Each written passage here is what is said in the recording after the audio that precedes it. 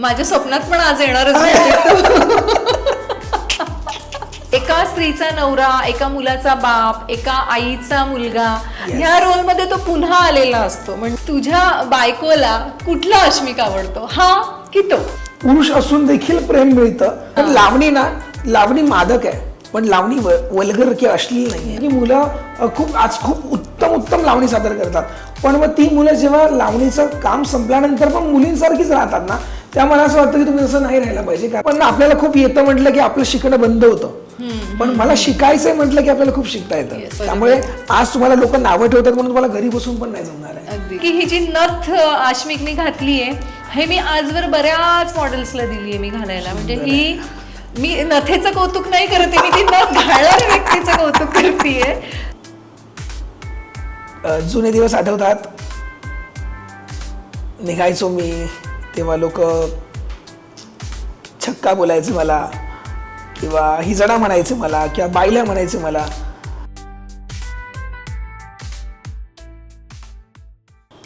नमस्कार, पुन्हा एकदा स्वागत आहे तुमचं मिरर टू मॅग्नेटिझमच्या या मंचावर. आरशाशी गप्पा, सौंदर्या पलीकडचं सौंदर्य. आणि ब्रेक नंतर आपण पुन्हा आलो आहोत. आणि आज जे माझ्यासाठी एक खूप असा आनंदाचा माझ्यासाठी क्षण आहे की ती मी वाट बघत होते. खूप दिवस आम्ही फोनवर बोलत होतो, मेसेजवर बोलत होतो, आणि मगाशी आपण आश्मिकला त्याच्या ओरिजिनल रूपामध्ये बघितला. आणि now here is the another person sitting in front of me. Like हे जे रूप आहे हे आम्ही आता क्रिएट केलं, पण मी म्हणाले यामध्ये माझा फक्त खारीचा वाटा आहे. पण सगळं जे तुम्ही बघताय, साडी ड्रेपिंग पासून ज्वेलरी सिलेक्शन, त्याच्यानंतर हेअर जे केले आहेत, हे सगळं त्यांनी स्वतः केलेलं आहे. मला क्रेडिट घ्यायला आवडणार नाही, बिकॉज मी शिकली आज. जरी मी मेकअप आर्टिस्ट असले तरी कुठलाही कलाकार म्हणजे दुसऱ्या कलाकाराकडून जेव्हा शिकतो तेव्हा खरंच एक मोठी गोष्ट असते ती. आणि आज मी डेडिकेशन बघितलं एका कलाकाराचं, त्याचं एक पॅशन बघितली आहे. आणि जे ट्रान्सफॉर्मेशन आहे, मी मेकअप करत, फक्त मी मेकअप केला आहे, म्हणजे that is not a big deal. तो स्वतः माझ्यापेक्षा खूप छान करेल. पण मी हे सांगेल की जेव्हा मी करत होते तेव्हा जे ट्रान्सफॉर्मेशन होत होतं की बेस झाला, मग ब्लश झालं, मग कंटोर, आणि मग आय मेकअप झाला, आणि ब्लश आला, आणि मग जो ग्रेस असा येत गेला त्या चेहऱ्यावर. Oh my God, it was mind blowing. आणि तेच मला अनुभवायचं होतं. आय डोंट नो दुसरा मेकअप आर्टिस्ट काय अनुभव घेतात, पण मला जो हवा होता की मला जो फील घ्यायचा होता की एखाद्या व्यक्तीमधून एक अभिव्यक्ती जी बाहेर निघते, एक पॅशन जी बाहेर निघते, तो मी म्हणजे मला असं काटा येतं अंगावर बोलताना की ते मी आज अनुभवलं. म्हणजे साक्षात एक परमेश्वरी कलेचं दर्शन म्हणतात ना, ते मी म्हणेल की मला झालेलं आहे. आणि हेच एक कलाकाराला म्हणजे एक भूक असते की कलाकार भुकेला असतो, मी म्हणेल नेहमी, की त्या कलेची आसक्ती म्हणा, किंवा त्या कलेची आवड म्हणा, किंवा त्या कलेबद्दलचं असणारं प्रेम किंवा ते रिस्पेक्ट मी आज ह्या रूपामध्ये पाहिलेलं आहे. म्हणजे खरंच आहे की आश्मिक काय, म्हणजे कोण आहे तू नक्की? मला लाईक की कुठल्या आश्मिकच्या प्रेमात पडावं माणसाने, की आय नो मला हा पण प्रश्न होता की प्रेमासाठी म्हणजे कोणी प्रपोज केलंय का अशा रूपामध्ये? प्रपोज केलंय का असं म्हणण्याआधी रोज प्रपोज येतात, आजही येतात. आणि मी म्हणेन, मी त्याचा गर्व नाही करत, पण मला त्याबद्दल अभिमान वाटतो की आज माझ्या ह्या रूपाला एवढं प्रेम मिळतं. आणि जसं मगाशी म्हटल्याप्रमाणे पुरुष असून देखील प्रेम मिळतं, हे खूप मोठी गोष्ट आहे. त्यामुळे ते जपणं, ते जतन करणं माझं प्रथम कर्तव्य असतं. आणि जसं मगाशी म्हणालो की एकदा की शर्ट पॅन्टमध्ये, रेग्युलर आउटफिटमध्ये असलं की आपल्याला म्हणजे आपण मुक्त म्हणजे असतो की टेन्शन नाही आपल्याला. पण साडीमध्ये आले की ती सुबकता किंवा ती नसाकत तुम्हाला धरून ठेवायला लागते. त्यामुळे हा बदल आहे. पण आवाजात काहीच करू शकत नाही, आवाजच आहे. आणि असाही माझा आवाज खूप खराब झाला आहे सततच्या प्रवासामुळे. पण हे जे काय तुम्ही सगळं पाहताय याचं सगळं क्रेडिट मी स्वतः घेऊच शकत नाही, कारण की आज माझ्या सगळ्यात मगाशी ज्या रंगांची उधळण केली ना, त्याच रंगांची उधळण या 2 हातांनी केली आहे. सो एकदा धनश्रीताईसाठी खरंच क्लॅप माझ्याकडनं. खूप छान, खूप सुंदर मेकअप. आणि स्वतः एवढा टॉप लेवल मेकअप आर्टिस्ट असून देखील अजिबात तर तिच्या तोंडातनं असं निघत नाही की मी एवढं केलंय तेवढं केलं नाही. त्यामुळेच ना कदाचित असं वाटतं की एखाद्या कलाकारांना त्याच्या मुखातून कमी बोलेन पण तो त्याच्या कलाकारितेतनं जास्त बोलतो. त्याचं उत्तम आणि मूर्तिवंत उदाहरणांमध्ये धनश्रीताई आहे. आणि खरंच खूप थँक्यू की सौंदर्य आणि त्याच्या पलीकडचं सौंदर्य ही खरंच काळाची गरज आहे सध्या. प्रत्येक तंत्रज्ञ असू देत, डॉक्टर असू देत, वकील असू देत, म्हणजे त्यांची जी मेहनत आहे त्याच्यामागचं जे स्ट्रगल आहे ते या माध्यमातून तुम्हा सगळ्यांसमोर येतं आहे. त्याबद्दल खरंच खूप विशेष कौतुक. आणि तुम्ही मला इथे इन्व्हाइट केलं त्याबद्दल खरंच मनापासून प्रेम. कारण की आजवर बरेच पॉडकास्ट केलेत पण असं पॉडकास्ट पहिल्यांदा करतोय. आणि ह्या पॉडकास्टमधनं तर मी खूप खुलासे केलेत, फुगा आणि ऑल. सो खूप मजा आली मला. सो मी अजूनही म्हणजे अशी मी स्वतः हवेत आहे. तो फुगा माहिती आहे पण मी हवेत आहे. But because you can see the way he is sitting, ज्या पद्धतीमध्ये आत्ता अश्मिक बसलेला आहे आणि मघाच्या पद्धतीमध्ये बसलेला अश्मिक एकदम असा फरक झालेला आहे. म्हणजे एखाद्या गोष्टीला आपण किती म्हणतो ना आपण किती आत्मसात करणं किंवा त्याला आपल्या शरीरामध्ये आणून तो त्यामध्ये एकदम असं तल्लीन होणं, म्हणजे त्याला शब्द नाही आहेत माझ्याकडे की जे मी बोलतीये कदाचित त्या भावना पोहोचत असतील तुमच्यापर्यंत, की त्या एकरूप होणं. म्हणजे थोडक्यात एकरूप होणं. मिररमध्ये आपण दोन असतो पण त्या रोलमध्ये जाताना एकदम एकरूप होणं, त्या रूपाला अगदी न्याहाळून स्वतःमध्ये उतरवणं, म्हणजे एखादा आत्मा आत घुसल्यासारखं मला वाटायला लागलं. असं होतं जसं मगाशी म्हटलं ना आपण की मी स्वतः असतो, म्हणजे अगदी मेकअप करण्यापासून ते मेकअप झाल्यानंतरचा मी तो स्वतःला कधीतरी मलाही कधीतरी माझ्या व्हिडिओजमधनं किंवा माझ्या एखादी कलाकृती मी आधी केली असेल 2 दिवसापूर्वी आणि मग मी ती पाहत असेल तर मला असं वाटतं हा मी आहे की मी असं करू शकलो आहे. सो हे माझ्याकडनं तेव्हाच होतं, घडून जातं. कारण की त्याला त्या नटराची साथ मिळते म्हणूनच होतं. पण हे देवाने दिलेली देणगी आहे ती मग मी जोपासतोय बस, बाकी काही नाही. मी खरंच म्हणजे अशी नाही का एखाद्या परमेश्वराचं असं साक्षात दर्शन व्हावं आणि त्यात आपण एखादं असं समरसून एखादं असं त्या ह्याच्यात तल्लीन व्हावं असं मला ह्या पॉडकास्टमधून, म्हणजे मी स्वतः पण मी म्हणते ना मी स्वतः खूप खुश आहे या पॉडकास्टमुळं. आणि मला तुम्हाला सगळ्यांना सांगायलाही एक म्हणजे माहीत नाही, बिहाइंड द सीन खूप बघत असतो आपण, पण मी या स्वतः डोळ्यांनी पाहिलं रील करताना तिचे अदा त्याचे म्हणजे हा एक असे ते डोळे हे करणं आणि त्या एक्सप्रेशन्स द वे अश्मिकनी ते घेतलंय स्वतःमध्ये. म्हणजे एक स्त्री सुद्धा आय गेस की थोडी सॉरी सगळ्या स्त्री कलाकारांना डोंट मी तसं नाही म्हणत, पण एक पुरुष असून त्याच्या अदा अंगीकारणं. आणि बरं तसंही नाही की परत पुन्हा ओरिजिनल अश्मिक, एका स्त्रीचा नवरा, एका मुलाचा बाप, एका आईचा मुलगा, ह्या रोलमध्ये तो पुन्हा आलेला असतो. म्हणजे ही खूप मोठी गोष्ट आहे. आणि हा जो अनुभव आहे की आत्ता जे मी मेकअप करण्याआधीचा अश्मिक त्यांनी पण, आणि आता फोन बरं आता एवढा मेकअप करूनही तो आता फॅमिलीशी बोलत होता. बिकॉज फॅमिली आपली फर्स्ट प्रेफरन्स आहे. आणि मी असं म्हटलं ताई खूप उत्तम म्हणाली आता की मेकअप केल्यानंतर पुन्हा तो अश्मिक. तर मला असं वाटतं की मी उदाहरण नाही आहे या गोष्टीचं, पण आपण एक सवय लावून घेऊ शकतो कलाकार म्हणून, एक जर पुरुष कलाकार असाल तर, की मी जसं आपण मगाशी म्हटलं की मुलं आज खूप उत्तम लावणी सादर करतात, पण मग ती मुलं जेव्हा लावणीचं काम संपल्यानंतर पण मुलींसारखीच राहतात ना, त्या मला असं वाटतं की तुम्ही तसं नाही राहायला पाहिजे. कारण की लोकांनी तुमची वाहवा केली पाहिजे. जर तुम्ही मुलींसारखेच जर राहिलात तर मग लोकांना असं वाटणार की हा अच्छा मुलींसारखं असेल तर मग त्याला नाचायला काय हरकत आहे. पण तुम्ही परत तुमच्या मूळ रूपात येता आणि परत तुम्ही तुमच्या मूळ रूपातनं कामं करता तर लोकांना ती वाहवा करण्यास आपण भाग पाडतो कलाकार म्हणून. तर कलेपुरतं तुम्ही तुमचं सर्वस्व अर्पण करा त्या वेळापुरतं, त्या तासांपुरतं, पण नंतर तुम्ही पुन्हा तुमच्या मूळ रूपात येऊन तुम्ही माणूस म्हणून कसे आहात हे विसरता कामा नये.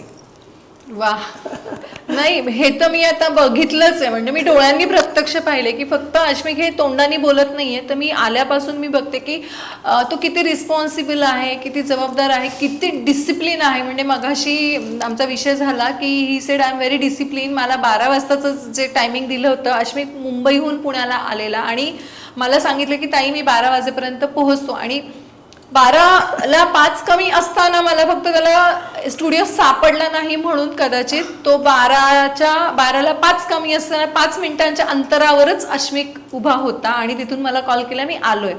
सो एक कलाकार म्हणून, म्हणजे एक व्यक्ती म्हणून, म्हणजे कलाकार तर तो आहेच आहे, पण एक व्यक्ती म्हणून मी बघितलंय अश्मिकला. He is very kind hearted, he is very calm, की असं नाही मी आल्यापासून की नाही मला खूप काम आहे. तिथे काही जण खूप प्रिटेंड करतात, मला इथला कॉल आला, मग मला इथला शो आहे, मला तिथला शो आहे, असं आय डोंट नो ते असतीलही. पण मला असं वाटलं होतं की अश्मिका आल्यानंतर एखाद दुसरी असिस्टंट असेल किंवा खूप फोन कोणी घेणारं कोणी असेल. बट आय एम म्हणजे इतकं डाऊन टू अर्थ माणूस, की ज्या व्यक्तीने आतापर्यंत अमेरिकेमध्ये सुद्धा शो केलेला आहे, दुबईमध्ये शो केलेले आहेत, आणि आता पुन्हा दुबई आणि अजून कुठल्या तरी मस्कत आणि ओमान, मस्कत आणि ओमानसाठी अश्मिक निघणार आहे. सो यु नो अश्मिक, मला असं मनापासून असे असे असे खूप असे ब्लेसिंग आणि मनापासून द्यावे वाटतात, की इतक्या वर अशा शिखरावर जावंस तू, की लाईक की तिथे जाऊन तू सांगावंस की येस, एक कलाकार, एक व्यक्ती, एक नागरिक म्हणावं किंवा एक गुरु कसा असला पाहिजे, तर हा असा असला पाहिजे. आणि ते आदर्श तुझा, ऑफकोर्स मी जरी किती लांब असले तरी मी खूप गोष्टी शिकलीये, आणि आज प्रत्यक्ष भेटून पण मला तो अनुभव आलाय. आणि अजूनही पुढे तुझी अशी प्रगती, अजून भरपूर प्रवास लांबचा पल्ला गाठायचा. मी तेच म्हटलं अश्मिकला की फॉरेनर लोकांनी पण तुझ्याकडे लावणी शिकायला यावं, मोठं इंटरनॅशनल लेवलचं तुझं अकॅडमी व्हावी अशी माझी मनापासून म्हणजे इच्छा आहे. तर अश्मिकने तेही सांगितले की नाही, माझ्याकडे फॉरेनर पण शिकायला येतात. So can you please explain, म्हणजे सांगू शकणार का की कसे ते लोक येतात, तर ते कशी क्रेज घेऊन येतात किंवा काय? जसं मगाशी म्हटल्याप्रमाणे आपण जी ही लोककला, आपण महाराष्ट्रातली लोककला म्हणून लावणीला आपण आज प्रामुख्याने ओळख मिळते. तसं राजस्थानमध्ये गेले तर घुमर आहे, बंगालमध्ये गेले तर दुर्गापूजा आहेत. असे प्रत्येकाचे कल्चरचे आपापल्या इथनं फॉर्म्स सेट आहेत, म्हणजे माहिती आहेत लोकांना. की बंजा म्हटलं की गिद्दा आणि भांगडा, किंवा महाराष्ट्र म्हटलं की लावणी, कोळी नृत्य, ही परंपरा झाली आपली. मग जेव्हा परदेशात जेव्हा आपण जातो ना, तेव्हा ते आपलं एवढं चांगलं आदरातिथ्य करतात. मी आजवर म्हटलं ना की अमेरिकेत परफॉर्म केलं, त्याच्यानंतर दुबईमध्ये केलं, तर म्हणजे आपण आपले सण जेवढ्या चांगल्या पद्धतीने इथे साजरे करत नाही ना, तेवढे ते तिथे साजरे करतात. आणि प्लस आपल्या पाहुण्यांना, म्हणजे आपण पाहुणे म्हणून जर त्यांच्याकडे जातो ना, ते आपलं एवढं छान आदरातिथ्य करतात, अगदी तुम्हाला ओवाळण्यापासून सगळ्या गोष्टी. मग मला असं वाटतं की जेव्हा ते फॉरेनर्स आपल्याकडे येतात, कारण की आपण जेव्हा त्यांच्या कंट्री जातो तेव्हा आपण फॉरेनर्स असतो त्यांच्यासाठी, पण जेव्हा ते फॉरेनर्स आपल्याकडे येतात अजून गेस्ट म्हणून येतात, तर मला असं वाटतं की त्यांना त्याचं गिव्ह अँड टेक आपण केलं ना, तर ते नक्की कायम लक्षात ठेवतील. पण बऱ्याचदा सोशल मीडियावरती बघतो, बऱ्याचशा फॉरेनर्स मुली नऊवारी साडी नेसतात किंवा फोटोज व्हिडिओजमध्ये रील्स बनवतात, बरेचसे रील्स व्हायरल होतात. मग असं वाटतं की मग आपण कुठे चुकतोय, आपण आपलंच कल्चर मागे सोडतोय का? तर नाही. म्हणून मग जेव्हा अशा मुली किंवा अशी मुलं जे आपल्याकडे शिकण्यासाठी येतात, वर्कशॉपच्या माध्यमातून येतात, तेव्हा ना मुळात आपण जे बोलतो ते मराठी असतं. मी खूपदा मराठीतच बोलतो, पण कधी कधी त्यांची भाषा आपल्यापर्यंत पोहोचण्यात गल्लत होते, म्हणजे तेवढं नाही जमत आपल्याला. पण त्यांच्या शिकण्याच्या त्या सेन्सवरनं किंवा त्यांची जी जुनून असतं ना की नाही मला हे करायचं आहे, मग एखाद्या पुढे दगड जरी आला ना तरी शिकवायला मजा येते आपल्याला. कारण की आपण पण आपल्याला खूप येतं म्हटलं की आपलं शिकणं बंद होतं, पण मला शिकायचंय म्हटलं की आपल्याला खूप शिकता येतं. पाटी कोरी ठेवायची. हा, नेहमी पाटी कोरी असेल ना, मग त्याच्यावरती खूप लिहिता येतं, ते लिहिलेलं स्मरणात ठेवून परत पुसता येतं, परत लिहिता येतं. पण एकदा की तुम्ही त्या वहीवरती पेनाने लिहिलत ना की मला हे येतं, तर ते पेनाने परत खोडता येत नाही. आणि खोडलं तर ती खाडाखोड आपल्या आयुष्यातली खाडाखोड असते, आणि मग ती कुठेतरी पुसण्यासाठी मग आपल्याला वेगळं काहीतरी त्याच्यावरती पान चिटकावं लागतं. असं तसं असण्यापेक्षा पाटी कोरी कायम असावी, त्या कोऱ्या पाठीवरती तुमची नेहमी उत्तरोत्तर प्रगती व्हावी असं मला वाटतं. त्यामुळे ते पाहुणे आपल्याकडे येतात तर त्यांना कधीच कोणी प्लीज डिमोटिवेट करू नका, त्यांना नेहमी सन्मान द्या.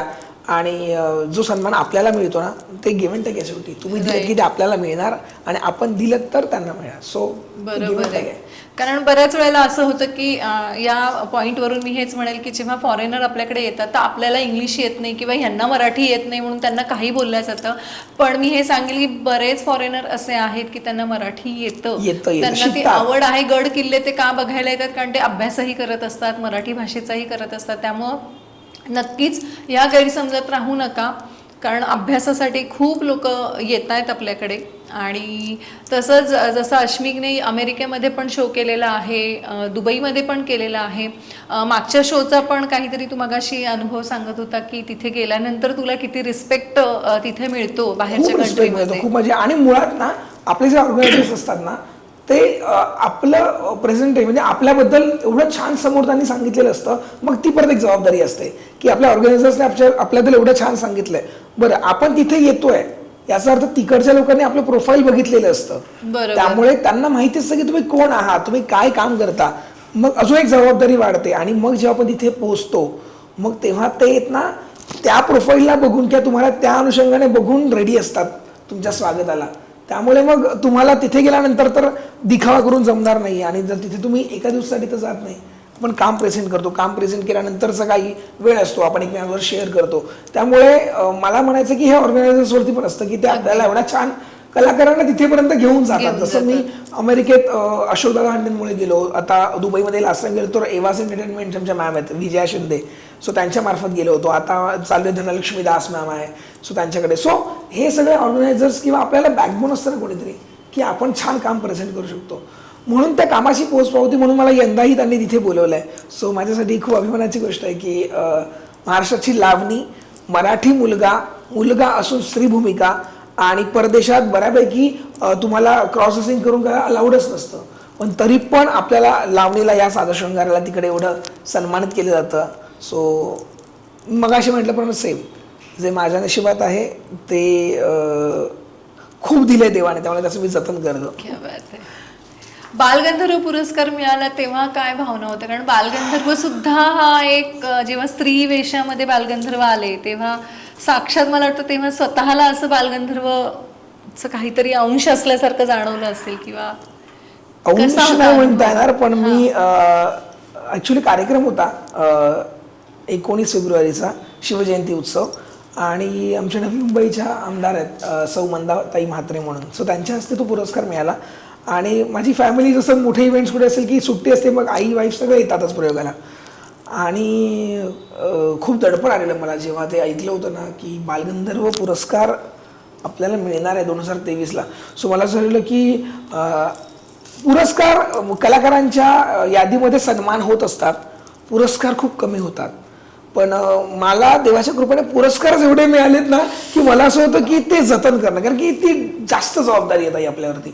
आणि जेव्हा बालगंधर्व पुरस्कार मिळाला तेव्हा तर मला असं होतं माझी पात्रताच नाही आहे, कारण की जेवढं मी बालगंधर्वांबद्दल ऐकलं होतं की जे एका हळदी कुंकवाच्या समारंभामध्ये ते एक स्त्री भूमिका करून गेले आणि त्यांनी तिथे त्यांच्या तंबाखू खाण्याच्या किंवा त्या नखाने चुना उचलण्याच्या पद्धतीवरनं त्यांना ओळखण्यात आलं की हे पुरुष आहेत म्हणून. बापरे. पण त्यांचा साधशृंगार अभ्यासात जेवढं तुम्ही बघाल त्यांच्याबद्दल बघाल तर त्यांची देखरेख, त्यांच्या चेहऱ्याची ठेवण असेल, त्यांचा शृंगार असेल, मग माझ्यासाठी ते इन्स्पिरेशन आहेत की त्यांच्याकडे बघून मग त्यांना तर आपण पाहिलं नाही आहे, पण मग त्यांचे फोटोज व्हिडिओज जेव्हा पुण्यात कधी येतो बालगंधर्व रंगमंदिरात जातो तिकडे त्यांचे दोन्ही फोटोज आहेत लावलेले.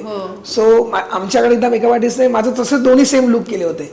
सो तेव्हाच मला झालं की मी काहीतरी करू शकलो त्यांच्या रूपात जाण्यासाठी. तर खूप मोठी माझ्यासाठी गोष्ट होती. आणि तो पुरस्कार दिल्यानंतर तर म्हणतात की आपण ना पुढे जाण्यासाठी तुम्हाला कोणीतरी ना पुश करणं गरजेचं असतं, पण ते चांगल्या रीतीने पण करणं गरजेचं असतं. तसंच हे जे मोठमोठे पुरस्कार ही पाठीवरती जबाबदारीचं ओझं आहे ते आता खाली उतरवून नाही जमणार आपल्याला. त्यामुळे आज तुम्हाला लोक नावं ठेवतात म्हणून तुम्हाला घरी बसून पण नाही जमणार आहे. अगदी एकदा की तुम्ही ते खांद्यावरती टाकलंय गाठोडं तर तुम्हाला ते पूर्णपणे घेऊनच जायचं आहे. त्यामुळे कलात्मक जीवन मला मिळाले याचा मला खूप खूप आनंद होतो. आणि फक्त ह्या सगळ्या गोष्टी बघता म्हणजे आपण डोळ्याने पाहतोय म्हणून तर असं कधी ते बघता एकदा असं वाटतं की विचार केल्यानंतर खूप इमोशनल नंतर थोडे माझे वाबा होते असं मला वाटतं.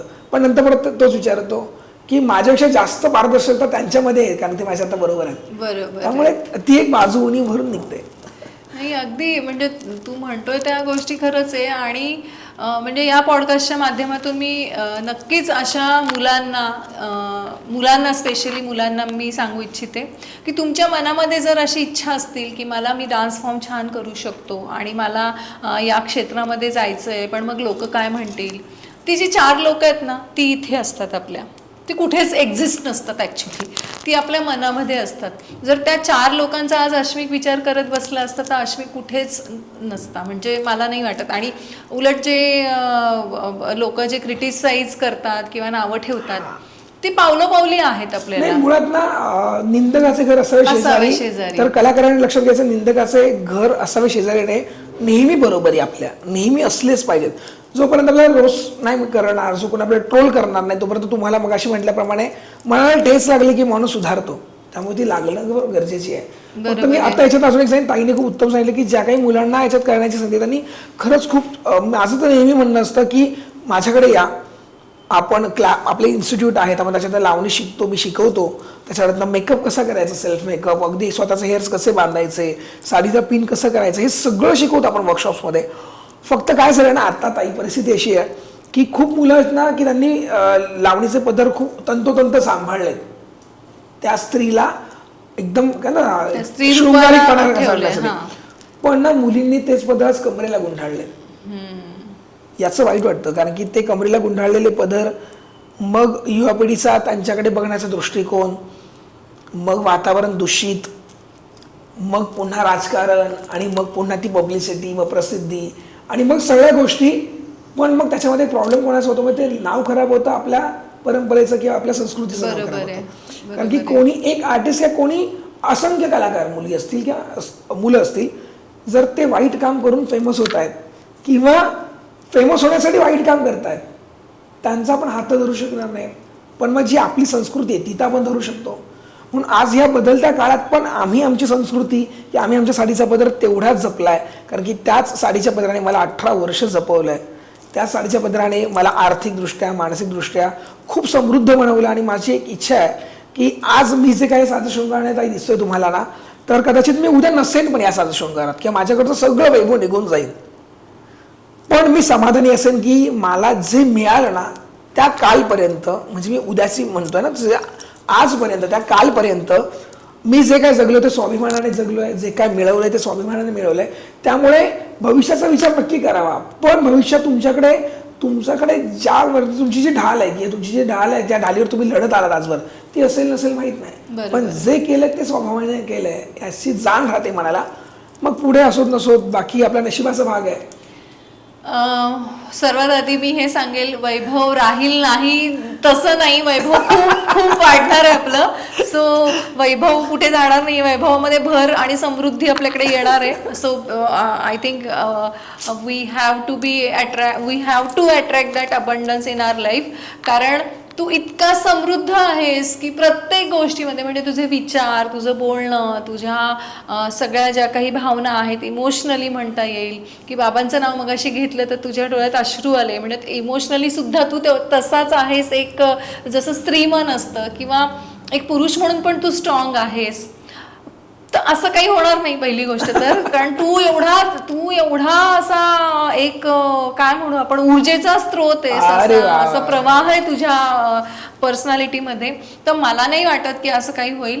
आणि जी तू गोष्ट आता म्हणालास की आपण ह्या ज्या आहेत की मुलींनी तोच पदर कमरेला बांधलाय, तर खरंच आहे. म्हणजे लावणी म्हटलं तर मला पर्सनली असं वाटायचं की रे लावणी बघायला कसं जायचं, की ते जे हावभाव आहेत किंवा महिला अशा ज्या जे डान्स, मला नावं नाही घ्यायची कोणाची, पण ती एक लावणी प्रकार आहे की अरे हीच का ती लावणी असं वाटतं आत्ता बऱ्याच वेळेला बघताना. पण जेव्हा तुझे डान्स फॉर्म बघतो तर नक्कीच असं वाटतं की नक्की ही ती परंपरागत जी लावणी आहे, तो प्रकार तुझ्या याच्यामध्ये बघताना, तुझा परफॉर्मन्स बघताना प्रत्यक्ष मला योग नाही आला बघण्याचा, पण पण आता मी लवकरच तू बघायला एक कार्यक्रम, कारण की लाईव्ह कार्यक्रमातनं जी ऊर्जा मिळते ना बघायला, जसं तू म्हणालीस ना ताई, ती खूप सुंदर असते आणि खूप ज्वलंत असते. कारण की आपण प्रेक्षकांशी खूप कनेक्ट होतो. त्यामुळे आज असंही माझेही बरेचसे स्टुडंट असे आहेत की जे आजही लावणी खूप उत्तमरित्या सादर करतात. किंवा माझ्या ज्या काही मैत्रिणी आहेत ज्या लावणी क्षेत्रामध्ये आहेत, जसं मेघाताई आहे, दर्शनाताई आहे, आकांक्षा कदम म्हणून आमची लावणी डान्सर आहे, अंबिका आहे, खूप ह्या मुलींनी सगळ्यांनी आजवर लावणी जतन केली आणि जपली आहे. त्यामुळे त्यांचा कधी पदर चुकूनही ढळणार नाही. आणि जर आम्हाला कोणी सांगितलं की अरे या मुलीने असं परफॉर्म केलं, तर आमचा विश्वासही बसणार नाही. कारण की जेव्हा बदलत्या काळानुसार मध्ये लावणीला सगळ्यांनी नावं ठेवली, आसूड ओढले, तेव्हा ज्या दिग्गज लावणी सम्राज्ञी त्याच्या खऱ्या, म्हणजे अगदी सीमाताई पोटे, सुरेखा पुणेकर असतील, वर्षा संगमनेरकर आहेत, त्याच्यानंतर लीला गांधी आहेत, मधु खांबेकर आहेत, किंवा आमच्या चव्हाणताई आहेत, उषाताई चव्हाण, त्या सगळ्यांना खूप वाईट वाटलं ताई. कारण की त्यांनी जी लावणी सादर केली ती अशी कधीच नव्हती ना. त्यामुळे मग ही बघताना त्यांच्या डोळ्यातनं अश्रूच यायचे. मग काय करायचं, मग तर काळाला थांबवू शकत नाही आपण. मग आपण काय करू शकतो, आपण त्याच जोमाने येऊन आपली पारंपरिक लावणी पुन्हा प्रेझेंट करू शकतो. म्हणून मग पुन्हा अट्टासाने ते कुठे थांबलंच नाही मुळात. देवाच्या कृपेने लावणी चालूच आहे. सो लावणीने म्हणून पुन्हा त्या सगळ्या आईंच्या डोळ्यामध्ये आनंदाश्रू आले आणि पुन्हा लावणी जी राजाश्रयापासून आलेली लावणी पेशवाईन काळापासून ती अजून समृद्ध राहील आणि नेहमी राहील. जोपर्यंत आम्ही कलाकार आहोत तोपर्यंत नक्की प्रयत्न करू. क्या बात है, खरंच आहे. आणि तुमच्यासारखे कलाकार असल्यावर तर ही अधिकाधिक समृद्ध होत जाणार हा तर मला कॉन्फिडन्स. म्हणजे हा प्रसार तर होतच राहणार आणि त्याचबरोबर जेवढं what goes around comes around आपण म्हणतो, तर तू जेवढं तू देतोयस तेवढ्या 10 पटींनी नाही 100 पटींनी तुझ्याकडे ते तेवढंच परत येणार आहे. ते ब्लेसिंग्स आणि एक गुरु म्हणून तू जे देणार आहे शिष्यांना तर ते 100% येणार आहे. यामध्ये आता जी काही सुरेखाताई पुणेकर, वर्षाताई, उषाताई चव्हाण, मधु कांबळीकर ही ऍक्च्युली खूप मोठी नाव आहेत माझ्यासाठी. तर मला हे म्हणायचंय की ह्यांचे परफॉर्मन्स पण खूप वेगळ्या वेगळ्या तोडीचे आहेत. प्रचंड म्हणजे मी लहानपणी मराठी मूवीज मध्ये मी बघितलेलं आहे. इव्हन जर आपल्या जयश्रीताई गडकर काय म्हणजे तो काळच किंवा संध्याजी आत्ताच नुकतं संध्याजींचं हे झालं. पण त्यांनी जो काही काळ गाजवला ना ताई, बरं जर तू पिंचा चित्रपट बघशील ना त्या काळात पण ताईंनी नेटच्या साड्या घातल्या आहेत. त्या काळात पण ग्लॅमरस दागिने सगळे घातले, पण कुठेच ती वल्गरिटी वाटत नाही. पण लावणी मादक आहे, पण लावणी वल्गर किंवा अश्लील नाहीये. ती आम्हा कलाकारांवरती असते की तुम्हाला सगळ्यांपर्यंत ती कशी प्रेझेंट करायची. म्हणून माझं नेहमी सगळ्यांना सांगणं असतं की उत्तम नाचा. शब्दाचे काय, गाण्यात शब्द काय आहेत, ओठात दात दाबून समथिंग. तर तुम्हाला दात म्हणजे ओठ दाबलाच पाहिजे असं काही नाहीये. ते कवीने लिहिलेलं कवळ आहेत, ती फक्त तुम्हाला एक्सपोज म्हणजे ती फक्त तुम्हाला दाखवायची. तसं तुम्हाला प्रेझेंट करताना ते ओठ दाबलाच पाहिजे किंवा तुम्हाला वल्गर एक्सपिरियन्स दिले पाहिजे असं काहीही नसतं. पिकल्या पानाचं देठ किंवा हिरवा हे गाणं किती सुंदर वाटतं आपल्या ऐकायला, पण त्या गाण्याचा मूळ अर्थ बघाल तर तो खूप वल्गर पण आहे. त्या गाण्याचा मूळ जर प्रेझेंटेशन करायला लावणीवतीच्या हिशोबाने तर ते फक्त ती पानाचंच कौतुक करते किंवा पानाचं वर्णन करते, त्या ससनाचं वर्णन करते. तर त्या लावण्यवतीवरती असतं की तुम्ही ते कशी प्रेझेंट करता. कारण की बऱ्यापैकी लावणी बघाल तर दुही अर्थी आहेत. म्हणून म्हटलं की दादा कोंडकेंनी एवढ्या सगळ्या लावण्या दिल्या, एवढ्या सगळ्या केल्यात, पण दादा कोंडकेंची झाले तिन्ही सांजा पण लावणी तितकीच सुरेख आणि एकदम घरंदाज आहे. मग ती करताना आपण कसं डोक्यावरती पदर आणि घेऊन एकदम छान प्रेझेंट करतो. मग ज्या दुसऱ्या लावण्यात त्या आपण प्रेझेंट तशा करा, पण तुमचे हातांचे हावभाव असतील किंवा तुमचं एक्सप्रेशन असेल त्याच्यावरती फक्त एक थीन लाईन क्रॉस करून न देता ती सांभाळा बस. अगदी. मला महत्वाचा प्रश्न असा विचारायचा आहे की बैठी लावणी आणि उभे राहून लावणी, मी सगळ्याच आपण हे सांगूयात. तर हे काय म्हणजे तुम्ही लावण्यांचे अजूनही मला 2 माहिती आहे, म्हणजे बैठी लावणी आणि ही, आणि अजून काही प्रकार आहेत का लावण्यांमध्ये किंवा ते काय म्हणजे प्लीज एक्सप्लेन करा. नक्कीच मगाशी म्हटल्याप्रमाणे लावणी तमाशात सादर करणारी लावणी खूप वेगळी असते आणि लावणी कार्यक्रमात सादर करणारी लावणी खूप वेगळी असते. आणि मुळात लावणी म्हणजे एकच म्हणतात ना की साचा आहे लोकांचा बघण्याचा दृष्टिकोन. लावणी म्हणजे वल्गरिटी, तर असं नाही आहे. जसं भरतनाट्यम, कथक, कुचिपुडी, मणिपुरी किंवा ह्या सगळ्या लोकशैली आहेत ना, ह्या शास्त्रबंध आहेत. या सगळ्यांना ते त्यांच्या बंधनातच परफॉर्म करतात, त्यांच्या शास्त्रोक्त शिक्षणाप्रमाणेच ते प्रेझेंट करतात. तसं लावणी आपली ना शास्त्रबंध नाही आहे, पण शास्त्रमुक्त आहे.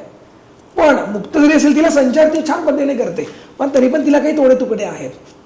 बैठकीची लावणी आहे, शृंगारिक लावणी आहे, गवळणीचे प्रकार आहेत, हाळीची गवळण आहे, तक्रारीची गवळण आहे, फडाची लावणी आहे, खेळात्मक लावण्या आहेत, त्याच्यानंतर शृंगारिक लावणी आहे, ठुमरीतली लावणी आहे. हे बरेच प्रकार लावणीचे. मग जेव्हा बैठकीची लावणी ज्या लावण्यावरती प्रेझेंट करते ना, तेव्हा तिचं जे काही मुखडा असेल, गाण्यातील अंतरे असतील, त्याच्यात तिने बसून ते प्रेझेंट करायचं. आणि मग जेव्हा म्युझिकचा पार्ट येतो, आपण जेव्हा म्हणतो ना M1, M2, त्यात ती तिचं पद लागेल ते दाखवू शकते. म्हणजे पदन्यास तिचं जे काय फुटवर्क आहे ते ती प्रेझेंट करते. पण पुन्हा जेव्हा बैठी ओळ येते तेव्हा तिला परत बसावं लागतं. आणि जी बसून लावणी प्रेझेंट केली जाते, ज्या लावणीने बैठक ठेवून माणसांमध्ये असणाऱ्या असंख्य ऑडियन्सला बसून एका जागी खेळून ठेवते, आणि जी बसूनच प्रेझेंट केली ती बैठकीची लावणी. शृंगारिक लावणीवरनं काय होतं की तुम्ही शृंगारच प्रेझेंट करता, की ज्याच्यात मध्ये फॉर एक्झाम्पल नटले तुमच्यासाठी हे उत्तम गाणं आहे की आता तुम्ही शृंगार दाखवताय की तुझ्यासाठी नटली आहे तर मी हे केलंय मी बांगड्या घातल्या मध्ये एक्सप्रेशन दाखवले जातात जसं कथेमध्ये स्तुती प्रेझेंट करतात की बाबा गणपती बाप्पाचं एखादं हे असेल त्याची स्तुती प्रेझेंट करतात तसं लावणीत पण आहे फक्त काय ना दृष्टिकोन नाही आपल्याकडे बघण्याचा आपल्याकडे बघण्याचा दृष्टिकोन सगळ्यांमध्ये येईल ना तर मग ते लावणीतलं सगळं तुम्हाला देखील आवडेल जसं वल्गर लावण्या अंधारातल्या लावण्या ज्या डबल मिनिंगचं आपण मगाशी म्हटलं मग त्या लावण्यात फॉर एक्झाम्पल उत्तम गाणं आहे अहो आबा जरा सरकून बसा की नीट हात चोळीत चाललाय कुठं आजवर ज्या ज्या लावण्य होती ना मी माझ्या अर्ध्या प्रवासापर्यंत ज्यांना बघितलं ना त्या सगळ्या चोळी म्हणजे ब्लाऊजच दाखवतात की हात चोळीत चाललाय कुठं मी अगदी क्लिअर बोलणार आता पण आपल्यावरती ना तुम्ही हात चोळीत असंही दाखवू शकता सो मी माझं एकच म्हणणं असतं की तुम्ही कशी प्रेझेंट करताय माझ्या डोक्यात तर हात चोळी त्याला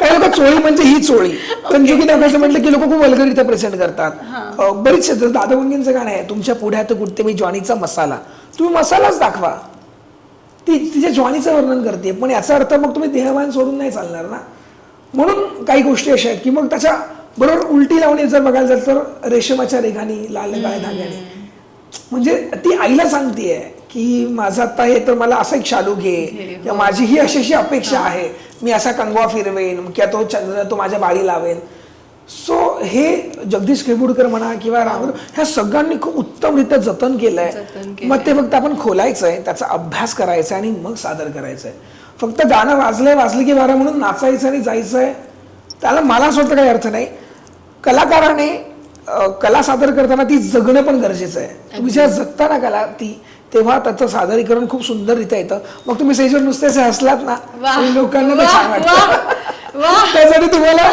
खूप वेगळे प्रयत्न केले तुम्हाला असं टेक घेण्याची गरज नाही लागत तुम्ही फक्त तुमच्या स्माईलमधनं जर एखादी नजाकत केली तर ती प्रेक्षकांपर्यंत पोहोचते त्यामुळे तुम्ही काय सादर कर माझं एकच म्हणणं आहे तुम्ही काय सादर करता त्याच्यावरती ठरतं की तुम्ही कलाकार म्हणून कसे आहात वा म्हणजे माझ्या स्वप्नात पण आज येणारच मला आता असा प्रश्न पडलाय की तुझ्या बायकोला कुठला अश्मिक आवडतो हा की तो याचा मी दुसरं पॉडकास्ट घ्या तिला बोलवायचं नाही पण जोक्स पाठ कारण मी म्हणजे मी बघायच्या अश्मिकला पण बघितलं तर मी त्याच्याही प्रेमात पडले म्हणजे मी जे एक रिस्पेक्टफुली की वाव एक व्यक्ती कशी असावी एक कलाकार कसा असावा किंवा एक प्रिपरेशन कसं असावं आणि आता जर प्रत्यक्ष जो मी कलाकार बघतीये तो तर म्हणजे अगदी मगाशी पण मी फोटो दोघांचा म्हणायचं तर मी दोघींचा बोलले की म्हणजे मी अशी हरवून गेली त्या रूपामध्ये तर तू जे जगतोय तर ते तू तर म्हणजे बायको तर जास्त सहवास बायकोलाच असतो तो आपल्या आणि तिला खूप जास्त या गोष्टीचा अभिमान आहे म्हणजे तिने माझं लग्न पण तुम्हाला माहिती असेल ना तर मी आत्ताही सांगतो हे कोणत्याच पॉडकास्टला माहित नाहीये हे सगळं आज सांगूनच जाणार आज सब खुलासे यहाँ पे होने वाले हैं माझं लग्न पण आहे ना माझा कार्यक्रम होता जस्ट लॉकडाऊन लागण्याच्या बरोबर 7 दिवस आधी सानपाड्यामध्ये आणि माझे स्टुडंट आहे त्याच्या तिच्या मम्मीने सांगितलं की असं एक मुलगी आहे छान आणि बोलूयात का तर त्यांनी मला माहितीच आहे त्यांनी माझा लावणीचा कार्यक्रम आहे त्या कार्यक्रमाच्या वेळी त्यांना बोलवलं बघायला सो माझी लावणी माझ्या बायकोने खालती ऑडियन्समध्ये बसून माझा मेवणा माझी बायको सासूबाई सगळ्यांनी बघून खाली बसून बघितली आणि मग घरी आले आणि मग विचारलं आणि मग झालं तेव्हा ना तिची बहीण आहे मोठी आमची नेहा दिदी तिचं असं म्हणणं होतं की आणि म्हणाले की नाही करायचं लग्न मला कोणत्याही मुलीला स्त्री पात्र करणाऱ्या मुलाबरोबर का लग्न करेल ना ती म्हणजे तिचे काहीतरी असतील की तिच्या डोक्यातला काही विचार असतील तर ती नाही की तिला नाही मी यांना खूप बघितलंय आधी तुला माहित नाही ते खूप चांगले स्वभाव आहे आता माहित नाही तिला आवडतं कसं माझं 5 वर्ष लग्नाला पण माझी लावणी बघून माझं लग्न ठरलं माझी लावणी बघून मला आजवरच्या सगळ्या गोष्टी ह्या लावणीने दिल्यात लावणीने जगवल्यात त्यामुळे तिला खूप अभिमान जे माझे बरे घेत ना मी आज जरी इथे आहे ना तर मगाशी व्हिडिओ कॉल यासाठी केला कारण की ती माझ्यासाठी लेडीज फुटवेअर घ्यायला गेली आता कारण की मला आता परदेशात जायचं म्हणून तर मला खूप हेल्प करते खूप छोट्या गोष्टींमध्ये हेल्प करते आई ती माझ्या बहिणी पण अजूनही करतात इव्हन सासूबाई पण आमच्या खूप चांगल्या आहेत त्यामुळे मी नेहमी सांगतो ना की तुम्ही एकदा चांगलं काम केलं ना तुमचा त्या कामावरचा विश्वास एकदा दृढ झाला ना की तुमची फॅमिली तुमच्या पाठीशी कायम उभी राहते पण त्यासाठी तुम्हाला त्यांच्याशी त्या विश्वासात राहावं लागतं, तुम्हाला त्याची बंधनं तोडावी लागत नाही. ट्रान्सपरन्सी ठेवली पाहिजे. येस, मग अशी ताई तुम्हाला ना की पाणी नितळ ठेवलं ना हा. की आपल्याला छान काम करता येतं. मग जो काय ससलेला गाळ असेल, त्याचं गढूळ पाणी असेल, ते खाली जाऊ दे, चालेल आपल्याला. पण म्हणून माझी बायको खूप मस्त आहे आणि खूप सपोर्टिव्ह आहे. I love you Manali. Wow. So Manali आणि आश्मिकची जोडी अशीच आयुष्यभर तुम्ही एकसाथ राहा आणि असेच हसत खेळत राहा. आज ती फुटवेअर घ्यायला गेली, it's a very big deal. God bless sir. आणि मगाशी तू मला सांगत होतास की आई शिकलेली नाहीये, पण मी कोणाचं जर कोणी स्पॉन्सर केलं, कोणी साडी दिली, हे दिलं, तर त्यांचा स्वभाव म्हणजे त्यांचेच संस्कार तुझ्यामध्ये मला दिसत आहेत की एखाद्या व्यक्तीने जर आपल्याला मदत केली तर त्याचं क्रेडिट त्याला गेलं पाहिजे. नक्कीच गेलं पाहिजे. मगाशी म्हटल्याप्रमाणे मी तुम्हाला ताई परत ब्रेक करेन की आपण मगाशी म्हटलं ना की आजकाल मुलं मुली येतात, त्यांना खूप शिकायचं आहे की अर्धच शिकतात, पण ते लगेच त्यांना असं की सगळं येतं, पण मग ते गुरूंचा रिस्पेक्ट करणं विसरतात. तसंच माझ्या बाबतीत काही गोष्टी अशा घडलेल्या आहेत.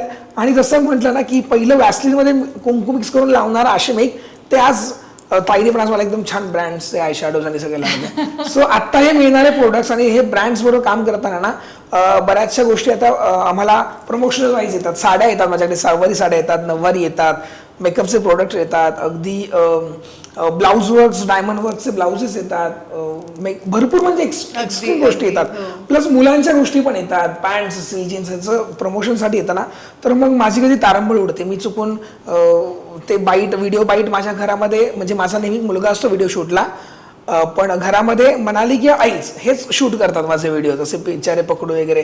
मी त्यांना असं इकडे लाईट पकड, इकडे मोबाईल पकड असं सांगतो. मग तेव्हा माझी खूप गल्लत होते. मी चुकून नाव बरोबर घेईन आणि म्हणजे ब्रँडचं आणि खालचं नाव दुसऱ्याच कोणतरी ब्रँडचं घेऊन टाकतो, कारण न देतात बऱ्यापैकी जास्त. तर मग ती गल्लत, मग ती सांगते की याचं हे आहे, तिला वाचता येत नाही पण ती सांगते यांचं नाव हे, तर हे व्यवस्थित घे. मला सांगेल की तो यांचं हे प्रोडक्ट आलं, हे घे. सो हा सपोर्ट मिळणं किंवा हे माझ्यासाठी उभं राहणं ही पण खूप मोठी गोष्ट आहे. कालच्या एका रीलला मला बाईट द्यायचं होता, तर माझा श्रीतिक छोटा, माझा मुलगा, तो लाईट घेऊन उभा होता. सो मला असं वाटलं की जे सुख मला त्या पोरांना द्या, म्हणजे माझ्या मुलाला द्यायचंय, ते मुलगा माझ्या या कामासाठी पण उभा असतो. सो मला यासाठी हे खूप श्रीमंत गोष्ट आहे. नाही, श्रीमंत तू मनाने खूप श्रीमंत आहेस. आणि मी हे सांगेल की you are so emotional, you are so जास्त इमोशनल आहे म्हणून मी ना असं इमोशनल होत नाही. God bless you. मी तेच सांगते की ही जी मनाची श्रीमंती ही तू त्यांना श्रीमंत केलेस तुझ्या सहवासानी, त्यांनी पण तुझे हे सगळी मेहनत पाहिली आणि म्हणून ते आज तुझ्या सोबत आहेत. कारण तू जर घरामध्ये वेगळा असता, बाहेर वेगळा असता, किंवा वेगळं काही, तू जसं आत्ता आपण सांगतो की यंग जनरेशन जी आहे किंवा नवीन येणारे जे आर्टिस्ट आहेत की एक लगेच हवेमध्ये जाणार किंवा लगेच पाय, पण तू आज पाय जमिनीवर घट्ट रोवून उभा आहेस आणि तुझी झेप आकाशाकडे आहे. त्यामुळं आय कॅन सी की तुझं म्हणजे स्काय इज द लिमिट. तू असा मोठी अजून झेप घेणार आहेस आयुष्यामध्ये. आणि मी सांगेल की ही जी नथ आश्मिकने घातली आहे, हे मी आजवर बऱ्याच मॉडेल्सला दिली आहे मी घालायला. म्हणजे ही मी नथेचं कौतुक नाही करते, मी ती नथ घालणाऱ्या व्यक्तीचं कौतुक करतेय. ही नथ आतापर्यंत कोणालाच कॅरी करता आली नाही. आणि मी जेव्हा आश्मिकला म्हटलं तर आश्मिक वाव छान आहे, मी घालेन ही नथ.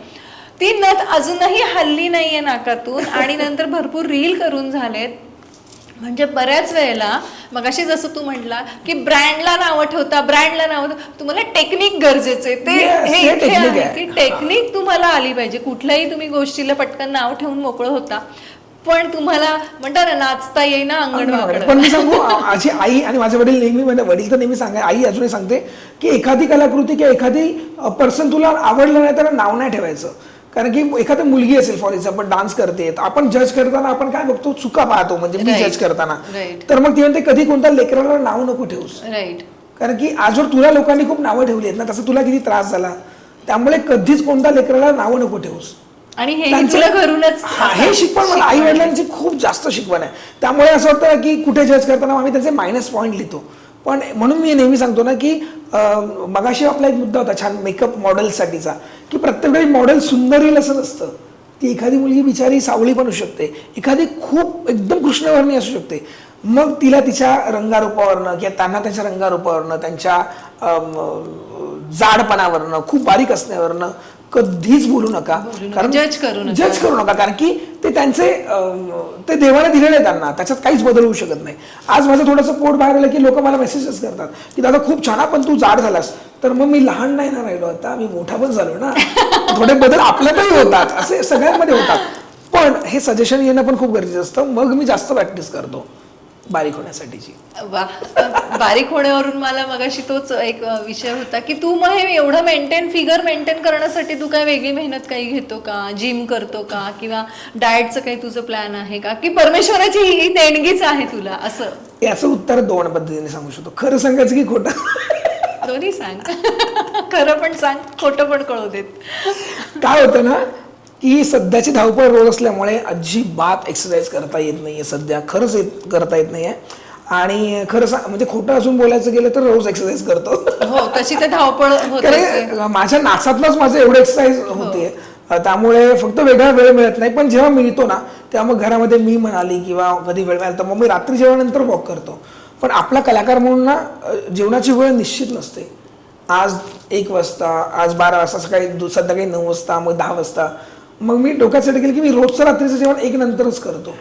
त्यात माझ्या बॉडीला सवय झाली त्या गोष्टीची. मग खूप आधी खाल्लं की परत भूक लागणार, त्याच्यापेक्षा मग थोडंसं ब्रेकने खाल्लं की मग होतं.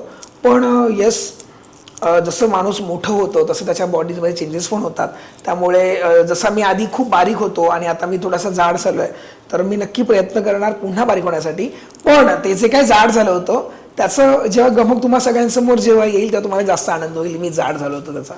तर एक कलाकार म्हणून तू सिरियल मध्ये पण काम केलं. तुम्हाला वाटतं भाऊ कदम दादांबरोबर तू काम केलेलं आहे, भाऊंबरोबर. तर तो काय अनुभव होता, म्हणजे काय मला हे तू मगाशी बोलताना आय वॉज लाईक अच्छा हे पण आहे, अच्छा हे पण पान तुझ्या वहीमध्ये म्हणजे पुस्तकात. मी जसं स्वतःच म्हणजे आजवर जी काही साडी नेसलोय किंवा हे सगळं करतोय तर एक त्या ओघातनं शिकत गेलो की कसा मेकअप, कसं हे, मग कसं साडी, मग कसं कलर कॉम्बिनेशन करायचं की आपल्या ब्लाऊजला काय छान दिसेल. मग ते करता करताना एक आतमध्ये असलं एक असतं ना की एक प्रत्येकामध्ये की ना एक छुपे टॅलेंट असतात, ते काहीतरी बाहेर यावे लागतात. तर प्रत्येक वेळी कोणाकडनं तरी घ्यायचं, मग रेंटवरती साडी घ्यायची तर परवडत नव्हतं. मग विचार केला की जर अजून 200-300 रुपये टाकले तर माझं स्वतःचं येईल. मग ते करताना कॉस्ट्युम स्वतःचे करायला लागलो, मग डिझाईन करायला लागलो एक गोष्टी. मग जेव्हा माझ्याकडे छान संधी आली, चला हवा येऊ द्या झी मराठीवरील भाऊ कदम ज्या शांताबाई प्रेझेंट करत होते, त्या सगळ्या शांताबाई त्यांना भाऊंना मीर तयार करत होतो. त्याच्यानंतर सागर कारंडे, कुशल बद्रिके, श्रेया बुगडे ह्यांच्या जेवढ्या तुम्ही आजवर पारंपरिक आउटफिट बघितलेत, म्हणजे सावरी साडी, नऊवारी साडी असेल, हे सगळं करण्याचं भाग्य मला मिळालं. म्हणजे ते पण काम करता आलं. तेव्हा पण मला माझे मित्र बरेचसे म्हणायचे आणि जे ट्रॉलर्स होते ते की अरे एकीकडे एवढं छान लावणी करतोयस, मग कशाला तिकडे जाऊन त्याच्या साडीला पिन लावतोस, खाली बसतोस, त्यांना कशाला पिनअप करतो. तर मला असं वाटलं ते माझं काम आहे. प्रत्येक काम जेव्हा तुम्ही करता तेव्हा ते मोठं होतं. बरोबर, केलंच नाही तर ते काम कधीच मोठं नाही होणार. आणि जर कोणाच्या पायात बसून जर मला पिन किंवा घुंगरू बांधायला जर मिळत आहेत तर त्या दिग्गज कलाकारांचा आशीर्वाद पण माझ्यापर्यंत मिळतो ना. आज भाऊ मला त्या वेळापासून, मला भाऊंनी कधी बघितलं ना कुठे इव्हेंटला तरी ते मला आवाज देतात आणि माझी लावणी तेव्हा ते बघायचे, मोबाईलवरती बघायचे. मग एक असं एक वेगळा एक आपल्याला एक रिस्पेक्ट मिळत गेला त्यांच्याकडनं पण मला. म्हणून मगाशी म्हटलं आपण की टेक रिस्पेक्ट सो गी रिस्पेक्ट, सो ते मिळत गेलं, खूप मिळत गेलं. त्यामुळे मग चला त्याचं शेड्यूल केलं आणि आज बरेचसे आपल्या फिल्म इंडस्ट्रीतले खूप चांगले कलाकार आहेत. दीपालीताई सय्यद आहेत, बऱ्याचशा हिरोईन्स आहेत की ज्या माझ्याकडनं साडी आज कलर कॉम्बिनेशन म्हणा, स्टिच आणि सगळं करून घेतात. तर मी माझा मुलगा श्रितिकच्या नावाने ते कॉस्ट्युम्स आणि ते पण करतो आम्ही. अरे वा, तर हा, जर तुम्हाला कोणाला ऑर्डर द्यायची असेल नक्की तर आमचं पॉडकास्ट नक्की नंतर. हो नक्कीच, म्हणजे हे ऑल ओव्हर महाराष्ट्र आपण डिस्ट्रीब्यूट करतो की कसं? ओके, हो येस, ऑल ओव्हर महाराष्ट्र नाही. म्हणजे जेव्हा आमच्या ऑस्ट्रेलियातल्या माझ्या काही स्टुडंट आहेत की ज्यांना मी ऑनलाईन शिकवायचो, पण मग त्यांच्याकडे तिकडे गणेश उत्सव असतो, नवरात्रोत्सव, मग त्यांचे फक्त फोटो आणि त्यांचे व्हिडिओ बघून माझे मास्टरजी त्यांचं मेजरमेंट न घेता ब्लाऊज आम्ही इकडनं स्टिच करून पाठवलंय. मी 9वारी स्टिच करून पाठवल्यात न मेजरमेंट घेता. म्हणजे एवढं पण नाही, ते टेक्निक आलंय. जसं म्हणतं की आपल्याला एकदा बघून एकदा कळतं, एकदा ऑब्झर्वेशन खूप महत्वाचं आहे आपल्याला. सो आपण परदेशातही पाठवतो आणि सो मला माझ्या कामातनं खूप सॅटिस्फॅक्शन मिळतं. क्या बात आहे. तर नक्कीच जे मुलाच्या नावाने, काय नाव आहे? श्रुतिक. श्रुतिक नाही, श्रुतिक पुढे काय आहे? श्रुतिक क्रिएशन. श्रुतिक क्रिएशन. तर श्रुतिक क्रिएशनचं आम्हाला तू लिंक पाठवशील, आपण Yes. पॉडकास्टच्या खाली नक्की आपण ऍड करूयात.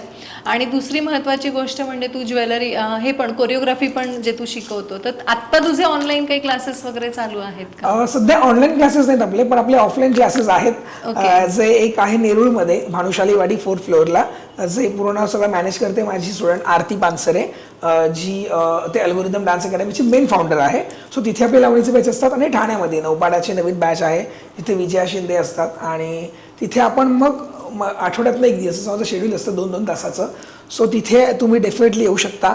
आणि जर जमलंच तर एखाद महिन्याच्या ब्रेक नंतर आपण ऑनलाईन पुन्हा, आम्ही लॉकडाऊनमध्ये खूप ऑनलाईन क्लासेस घेतले, पण आता नव्हते मिळत, पण आता नक्की झाले तर आपण नक्की ऑनलाईन पण स्टार्ट करूया. क्या बात है.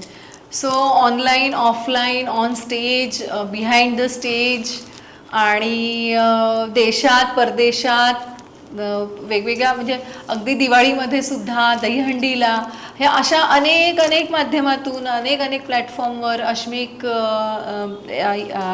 आलेला आहे. आणि मी म्हणेल आता ब्लूटिक पण मिळाली आहे. हो. तर ब्लूटिक म्हणजे काय अचानक आली ती? हा, म्हणजे ब्लूटिक ना, मला मी जसं म्हणते त्याच्यावर मी एक व्हिडिओ टाकला होता की मला त्याचं खूप अप्रूप वाटलं की आज एवढे मोठे मोठे कलाकार आहेत, तर सगळ्यांना ब्लूटिक्स होते.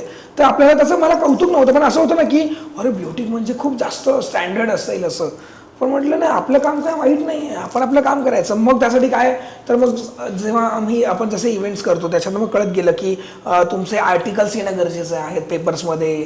म्हणजे मराठी तर आपली बेस्ट नो डाऊट, पण पब्लिसिटी वाईज म्हणून तुम्हाला इंग्लिश कात्रणांमध्ये पण तुमचं आर्टिकल येणं गरजेचं आहे. मग हे सगळं तेव्हा मग ते मेटाचं तेव्हा आलं होतं, तेव्हा सबमिशन सगळं केलेलं. आणि माहीत नाही त्या दिवशी अचानक ब्लूटिक आली आणि मला कळालं नाही, माझी बहीण आहे हर्षलाताई, सो तिने ती स्टोरी टाकली. आणि मग त्याच्यानंतर मला कळालं की अरे मला ब्लूटिक आली आहे. मग तो आनंद आणि सगळं. पण येस, पुरस्कारांसारखं जबाबदारीचं ओझं आहे. आता ते आलंय, ते पेलवायचं आणि छान काम करायचंय बस. वा, किती छान. म्हणजे मला असं वाटतं हा विषय असाच वाढत जावा आणि गप्पा मारत राहाव्यात. पण अश्मिक खूप खूप वेळ दिला आज अश्मिकनी, माझ्यासाठी खूप मोठी गोष्ट आहे ही. आणि कुठेही त्यांनी तक्रार केली नाही की उशीर होतोय, पटकन करा, आवरा, मला जायचंय किंवा काय. कुठेही एका शब्दाने मला अजूनही अश्मिकनी बोललं नाहीये. आणि त्याचं तरीही त्याच्या चेहऱ्यावर तिची स्माईल आहे, तो मध्येच इमोशनल होतोय, भावूक होतोय. आणि त्याच्या त्या अदेमध्ये तो आलेला आहे. आणि लाईक मी काय सांगू, म्हणजे हा जो प्रत्यक्ष अनुभव मी जो अनुभवतीये ना, हो, हा माझ्यासाठी म्हणजे एक कला देवतेला अनुभवण्यासारखं आहे. आणि अश्मिकचं जसं मघाशी मी सांगितलं की बिफोर अश्मिक आणि आफ्टर अश्मिकमध्ये मी आता अनुभवते तो खूप खूप फरक आहे. आणि मघाशी अश्मिकनी त्याचा आरसा हातामध्ये घेतला होता. तर आपल्या कार्यक्रमाचा हे एक रिच्युअल आहे की कार्यक्रमाच्या शेवटी आपण आमचा आरसा तुम्हाला देतो आणि आरशामध्ये तुम्ही तुमच्या फ्युचर सेल्फला किंवा तुम्हाला स्वतःशी गप्पा मारायच्या. मग त्या फ्युचरमध्ये तुमच्याशी फ्युचर सेल्फला बोला किंवा काही आहे, म्हणजे आरशाशी तुम्हाला गप्पा मारायच्यात.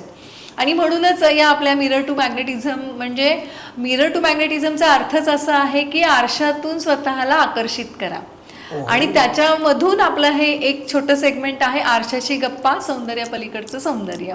सो मला असं वाटतं की जे तुमचं प्रतिबिंब जे आरशामध्ये तुमच्याशी बोलत असतं ते जगात कुठलीही व्यक्ती तुमच्याशी बोलू नाही शकत. कारण ते प्रतिबिंबच तुम्हाला तुमचं आतलं तेज आहे, तुमची आत्मिक ऊर्जा जी आहे त्याची जाणीव करून देत असतं की तू कोण आहेस, तुला काय करायचंय, चल उठ, चल निघ, आता तुला ही एक आघाडी, तुला जायचंय, तुला त्या आघाडीवर आणि तुला स्वतःला ते कॉन्कर करायचंय. तर नक्कीच मी माझा आरसा पण देते, पण तुझाही तुझ्या गुरूंनी दिलेला आरसा तुझ्याकडे आहे. पण मी तुला रिक्वेस्ट करेल की तू माझ्या आरशामध्ये बोललास तर मला नक्की आनंद होईल. Really happy. अरे वा. सो हा माझा आरसा आहे.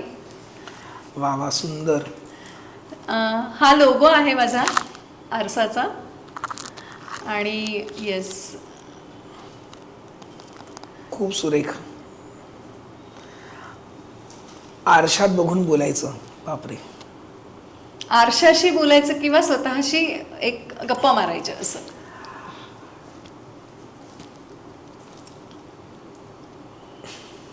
नमस्कार, आश्मिक कामठे.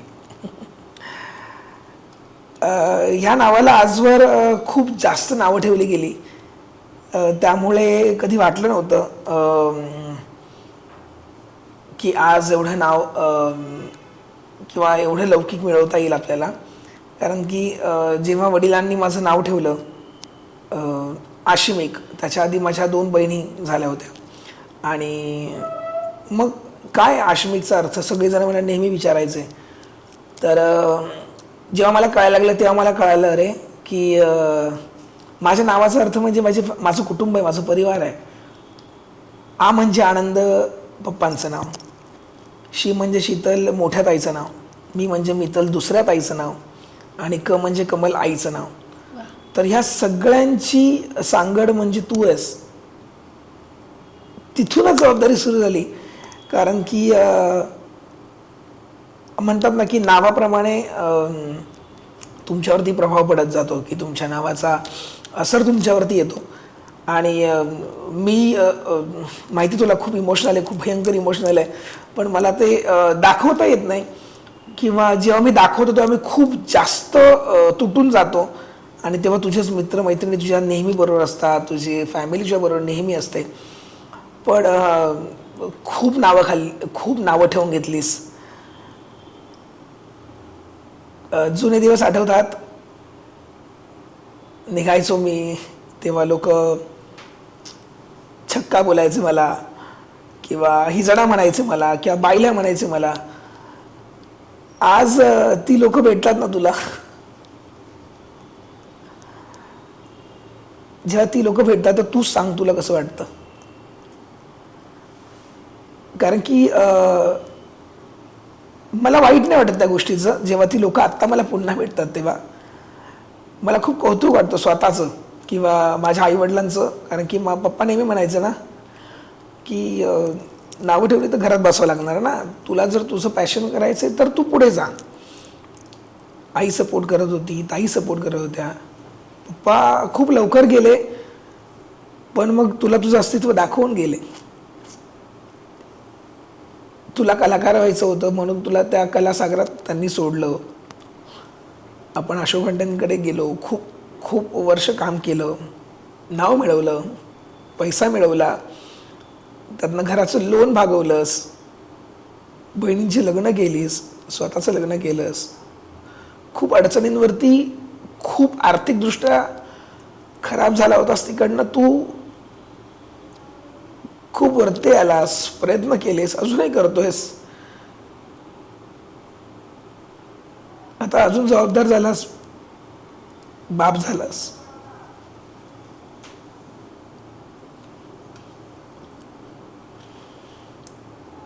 आज श्रुतिक जेव्हा हट्ट करतो तेव्हा तू त्याला लगेच काही गोष्ट देत नाहीस मागितल्यानंतर.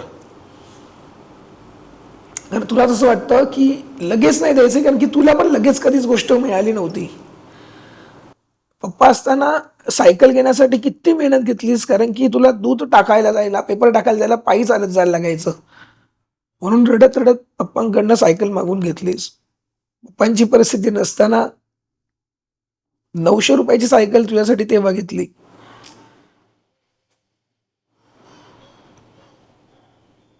मग ते पैसे जमवलेस.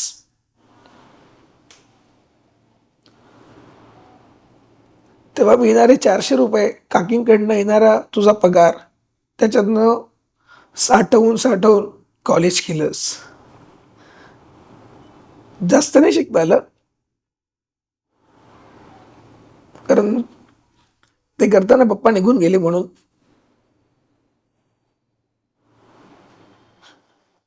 पण आज शिकला नाहीस, पण शिकवतोयस, तर ही जबाबदारी पुन्हा येते. फक्त लक्षात ठेवायचं आपल्याला की कधीच माघार नाही घ्यायची. खूप चांगलं देवाने तुझ्याकडे कला दिली आहे, असं कधीच गर्व नाही करायचा आपल्याला. आपण करतही नाही, पण कधी कधी आपल्याला वाटतं की आपण खूप काय करतोय. आज ज्या मानापानाने, ज्या स्थानावर तुला बसायला मिळतं, जगभर फिरायला मिळतं, त्या कलेवरती आपल्याला कधीच गर्व नाही करायचा आहे. तुला कुणी किती बोललं असेल आजवर, तुला किती घालून पण बोललं असेल, तुझ्या आईवडिलांचा किती जरी अपमान केला असेल माझ्या माझ्या आपल्या आपल्या कलेमुळे, त्यांना कधीच प्रत्युत्तर बोलण्यातून नाही करायचं. हे ठरलंय आपली. आपण आपल्या कामातच करून दाखवायचं. पण आज हे मान्यवर जे आपल्याला एवढा रिस्पेक्ट देत आहेत, तर तो टिकवून ठेवायचा आहे.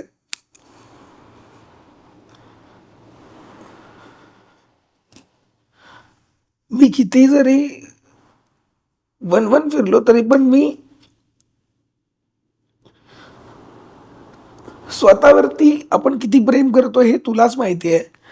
तू किती खरा आहेस, तू किती खोटा आहेस, तू किती गोष्टी कशा कशा मॅनेज करतोस, कशा गोष्टींना सामोरं जातोस हे तुलाच बघायचंय. त्यामुळे तुला दुःख करून चालणार नाहीये. जोपर्यंत तुला काम करता येईल तोपर्यंत काम करायचंय.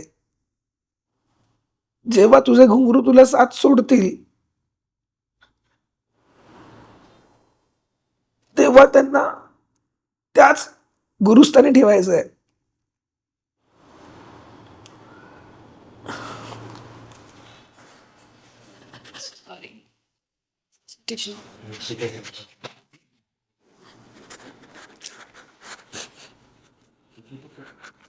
ही जी आरशाशी गप्पा हे जे आहे हे स्वतःशी बोलण्याचं एक माध्यम आहे आणि म्हणून मी या आरशाशी गप्पा म्हणजे आय एम सो सॉरी जर मी खूप इमोशनल केलंय. I am so sorry. Ashmik is very emotional आणि व्हेरी काइंड पर्सन. कारण तो बोलताना त्याला सगळ्या त्याच्या आठवणी आल्या समोर. कारण ज्या लोकांनी त्याला म्हणजे धारेवर धरलं असेल किंवा ज्या लोकांनी त्याला टॉलरेट केलं असेल, ज्यांनी त्याला टॉर्चर केलं असेल इमोशनली, ती सगळी लोक या माध्यमातून त्याला दिसली आज या आरशामध्ये. आणि त्याचं जे स्ट्रगल आहे ते इटसेल्फ त्याच्या प्रत्येक अदाकारीमधून, कारण ही अदाकारी अशीच आलेली नाहीये. खूप प्रॅक्टिस, खूप मेहनत, तासन तास. म्हणजे मला तरी वाटतं तो इतक्या सहज आणि इझिली जरी बोलत असला, एक हास्य, जी व्यक्ती हसत असते ना बघा, तिच्या आतमध्ये खूप खूप दुःख दडलेलं असतं.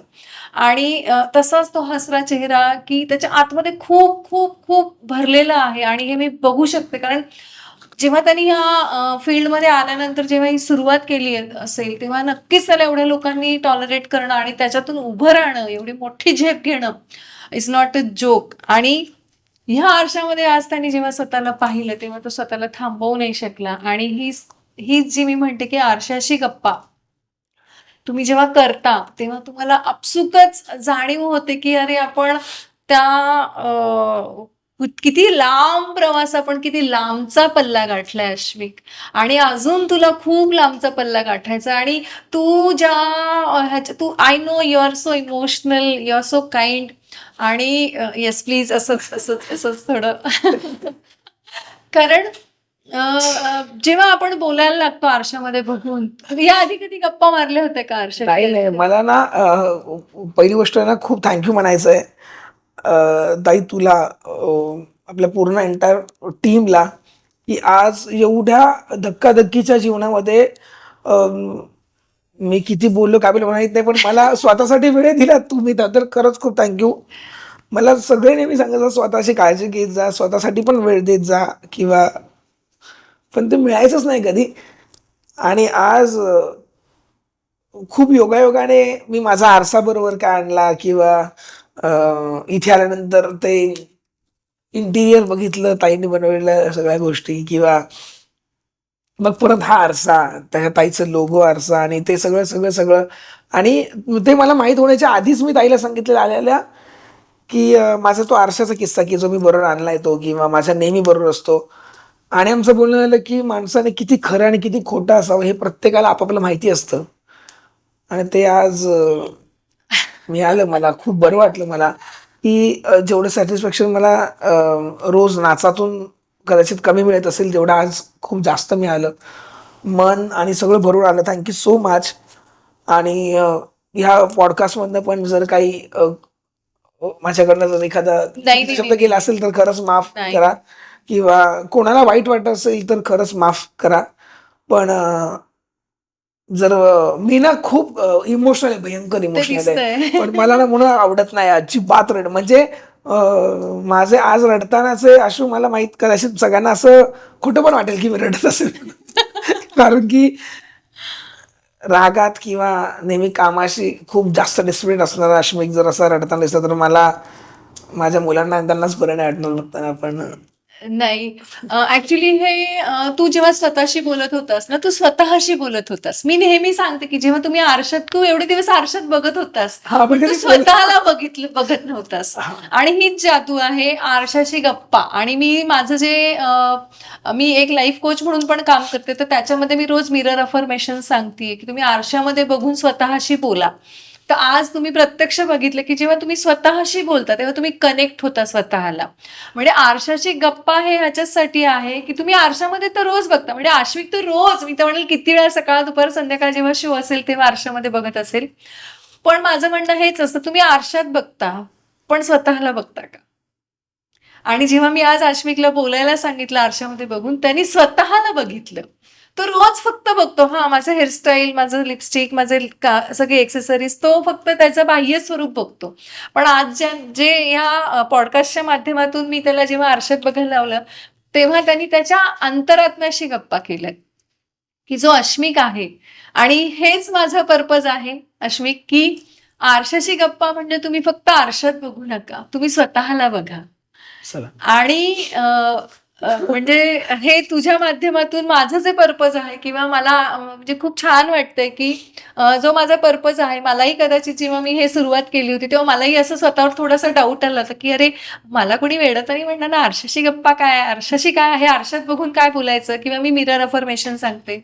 पण हे एक सायंटिफिक टेक्निक आहे. म्हणजे मी तुलाही आता सांगेल की तुला जर कधी असं डाऊट आला किंवा तुला असं कधी वाटलं की तू फक्त त्या आरशामधल्या आश्मिकचं ऐक, त्या आरशामधल्या आश्मिकशी बोल, तुला नक्कीच. बघ, म्हणजे तुला इतका कॉन्फिडन्स येईल ना. कारण आपल्या स्वतःला माहित असतं की मी कोण आहे, येस, पण आपण त्यालाच विचारत नाही, आपण बाकीच्या बाहेरच्या सगळ्यांना दहा लोकांना विचारतो. येस, विचारतो. आणि म्हणून आरशामध्ये आरशासमोर उभे राहा आणि त्या मीशी बोला. तर तुम्हाला ऑटोमॅटिकली तुमची उत्तरं मिळून जातील की मी कोण आहे, मला का परमेश्वराने इथं पाठवलंय, मी काय केलं पाहिजे, ही उत्तर तुम्हाला या आरशातून नक्की मिळतील. आणि हा अनुभव आज आपल्या या पॉडकास्टच्या माध्यमातून आश्मिकने घेतला, त्याचा मला खूप खूप खूप आनंद होतोय. आणि आश्मिक, माझ्याकडून तुला खूप खूप सारे, म्हणजे मी अशा देऊही शकत नाही, अशा खूप आहेत. म्हणजे त्या मी माझ्या शब्दांच्या पलीकडच्या त्या भावना आहेत, तेवढ्या तुला शुभेच्छा. कारण एक एक व्यक्ती म्हणून, एक कलाकार म्हणून जेवढं म्हणजे तुझं कौतुक करावं तेवढं कमी आहे. कारण असं खूप खूप कमी कलाकार असतात की जे जमिनीवर पाय रोवून, जमिनीवर राहून ते काम करतात. आणि त्यापैकीच तू एक आहेस. एक म्हणतात ना जेम, किंवा एक अरे तारा, ध्रुव तारा आहेस तू या कलेमधला. तर तुला माझ्याकडून, आमच्या टीमकडून खूप खूप शुभेच्छा. तर नक्कीच मी असं अपेक्षा करते की तुझं जेव्हा तू एक मोठा, अजूनही मोठा, आणखीन वरवर खूप तुझा पण नका मोठं करू. की मला अपॉइंटमेंट घ्यावी लागेल अरे नाही नाही नाही नाही. की अश्विक, मला प्लीज अपॉइंटमेंट मिळेल का, तर आपण पुन्हा एकदा एक पॉडकास्ट करूयात. आणि मला आवडेल तेव्हा तुझा तो पॉडकास्ट घ्यायला. आणि नक्कीच तुला पुन्हा एकदा खूप शुभेच्छा. आणि आणखीन तुला काही माझ्या प्रेक्षकांना जर सांगायचं असेल तर नक्कीच. नक्कीच. थँक्यू सो मच प्रथमतः इथे इन्व्हाइट केलं. आणि आम्ही मुळात ना तुमच्याशी आज जे काय बोललो ते आमची आज पहिलीच भेट होती. कारण की पहिल्याच भेटीमध्ये म्हणजे तुम्हाला असं वाटेल की आम्ही खूप वर्षानुवर्ष ओळखतोय, ताईंनी किंवा आम्ही भाऊजी, की आम्ही एकत्र सगळे. तर असं नाही आहे. तुमचा स्वभाव, तुमची कला जास्त दर्शवतो, त्याचं हे मूर्तिमंत उदाहरण ताई आहे. कारण की ती पण आज हजारो आर्टिस्ट बरोबर काम करत असेल, मी आज असंख्य आर्टिस्ट बरोबर काम करत असेल, पण नेहमी वेगवेगळे कलाकार भेटणं होतं, प्रत्येकाशी बोलणं होतं, त्यांचे स्वभाव कळतात. पण आज आमचं पहिलंच बोलणं होतं. आणि त्याच्यातनं डायरेक्टली हा पॉडकास्ट. आणि कसलीच एवढ्या लेवलची कल्पना मला नव्हती. फक्त मला माझा आउटफिट घेऊन फक्त मला यायचं होतं. मग कसं करणार, हे सगळं क्रेडिट ताईकडे आणि भाऊजींकडे जातं. कारण की त्यांच्या त्या विचार कौशल्यातनं हे पॉडकास्ट झालं. आणि मला माहित नाही की एवढं पण म्हणजे असं ठरवून पण नसतं झालं किंवा अशा गोष्टी, पण तो परत प्रवास पुणे टू मुंबई, मुंबई टू पुणे असा प्रवास. आणि खूप खूप बरं वाटलं आज इथे आलो. आणि सगळ्या व्ह्युअर्सना मी एकच सांगेन की जेव्हा कधी हा पॉडकास्ट तुम्हा सगळ्यांसोबत, जेव्हा हा व्हिडिओ तुम्हा सगळ्यांपर्यंत जेव्हा येईल, त्याच्यानंतर असंख्य व्हिडिओज येतील, असंख्य वेगवेगळ्या दिग्गजांचे व्हिडिओज तुम्हाला बघायला मिळतील. तर त्याच्यातनं मलाही नक्की आवडेल सगळ्यांचे व्हिडिओज बघायला, कारण की खूप शिकायला मिळालं, खूप शिकायला मिळतंच रोजच्या रोज मला. पण त्या सगळ्यांकडनं पण तुम्हाला पण खूप सारं शिकायला मिळेल. की जर तुम्हाला तुम्हाला स्वतःबद्दल जर एखादा न्यूनगंड असेल, की तुम्हाला असं वाटत असेल की आता मी हरलोय, तर खूप जास्त उदाहरणं आहेत आपल्या जगामध्ये. ती बघा, त्या गरिबांकडे बघा की जे आपल्याकडे त्यांच्याकडे नाही तरी पण ते आज किती समाधानी आहेत. तर हे असेच ह्या सीटवर बसून तुम्हाला जे वेगवेगळे दिग्गज इथे मान्यवर येतील, त्यांचे प्रत्येकाच्या तुम्हाला स्टोरीज ऐकायला मिळतील. तर नक्की तुम्ही सगळ्यांनी त्याचं इन्स्पिरेशन घ्या. आणि खरंच खूप पुन्हा पुन्हा ताई थँक्यू सो मच की व्ह्यूअर्स तर डेफिनेटली आपल्याला, आणि आमच्या ह्या यूट्यूब चॅनलला सबस्क्राईब पण करा. सबस्क्राईब केलं की तुम्हाला पुढचे जे येणारे व्हिडिओ असतील ते डिरेक्टली मिळतील. आणि जर जमलं तर बेल आयकॉन पण आहे ते पण वाजवा, आणि त्या घंटानाद मस्त करा. आणि अजून एक सांगायचं मला, जर व्हिडिओ आवडला नाही आवडला, पण तो थोडा वेळ तरी बघा, कारण की ह्या कामासाठी खूप मेहनत असते, प्रत्येक कलाकाराची मेहनत असते. आणि तुमचं थोडा वेळ बघणं किंवा एखाद्या जर तुम्हाला त्याची लिंक लिहिली तर तुम्ही जर पूर्ण व्हिडिओ बघितला तर खाली नक्की अभिप्राय द्यायला विसरू नका. आणि तुम्हाला या आमच्या याच्यातनं सेगमेंटमधनं तुम्हाला ताईंना तुम्ही डेफिनेटली सजेस्ट करा की तुम्हाला आवडणारे पुण्यातील, मुंबईतील असे अजून कोणी चांगली गुणवंत कोणी तंत्रज्ञ असतील, कलाकार असतील, डॉक्टर असतील, त्यांची नावं सुचवा. ताई नक्की त्यांच्यापर्यंत पोहोचेन. आणि खूप बरं वाटलं, थँक्यू सो मच. तर माझी ही अशी गाडी आता सध्या सुटलेली आहे लावणीची, जी गेली 18 वर्षांपासून अडकत अडकत अडकत सुरू होती, जी आता मला सुसाट आणि बुंगाट सोडायची आहे. तर तुमचा सगळ्यांचा आशीर्वाद कायम असू द्यात. माझं नेहमी माझ्या ह्याच्यातनं असतं की शृंगाराचा प्राण मी, इश्काचा बाण मी, लावण्याची खाण मी, लावणी हो, घुंगरांचा नाद मी, त्या ढोलकीची थाप मी, शृंगाराचा प्राण मी, लावणी हो. तर ही लावणीची व्याख्या माझ्या मनामध्ये मी ऑलरेडी सेट केली आहे. त्यामुळे पुन्हा एकदा जाता तर म्हणेन, जसं नववर्षाचं स्वागत करताना खुलितात त्या कळ्या, आणि आम्हा कलाकारांना वाजतात तुमच्या रसिकांच्या जोरदार जोरदार टाळ्या. सो ह्याच टाळ्यांची बरसात तशीच कायम राहू द्यात. आणि चुकलं तर तुम्ही आम्हाला आमची चूक दाखवून द्या, चांगलं गेलं तर चांगलीही गोष्ट आम्हाला दाखवून द्या. असंच पाठीशी राहा. आणि पुन्हा एकदा खूप खूप मनापासून आभार. असंच असंच पाठिंबा देत राहा. Thank you so much. आणि तुलाही thank you so much. Thank you so much.